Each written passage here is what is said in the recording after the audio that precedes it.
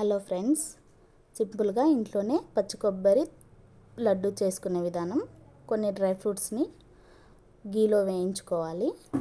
Dry ఫ్రూట్స్ని చిన్న ముక్కలుగా చేసి గీలో వేయించుకొని పక్కకు తీసి పెట్టుకోవాలి. దీంట్లోనే 2 కప్స్ ఆఫ్ మనం ఏ కప్పుతో అయితే తీసుకుంటున్నామో ఆ కప్పుతో మెజర్ చేసుకొని పచ్చి కొబ్బరిని వేసుకొని గీలో ఫ్రై చేసుకోవాలి.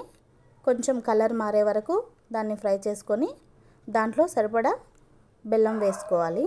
బెల్లం కరిగి అది దగ్గరికి అయ్యేంత వరకు బాగా ఫ్రై చేసుకోవాలి. కావాలంటే మధ్యలో కొంచెం గీ వేసుకోవచ్చు. ఇది అయిపోయిన తర్వాత డ్రై ఫ్రూట్స్, ఇలాచీ పౌడర్ వేసుకొని ఒక బౌల్లోకి తీసుకొని చల్లారబెట్టుకోవాలి. అది కొంచెం చల్లారిన తర్వాత వాటిని చిన్న లడ్డూల్లాగా తయారు చేసుకోవాలి. లడ్డూలా తయారు చేసుకున్న దాన్ని ఒక గాజు బౌల్లో వేసుకుంటే ఒక 3 డేస్ వరకు, ఒక 5 డేస్ వరకు స్టోర్ ఉంటాయి. ఇప్పుడు వీటిని మనవాడు టేస్ట్ చేస్తున్నాడు చూడండి.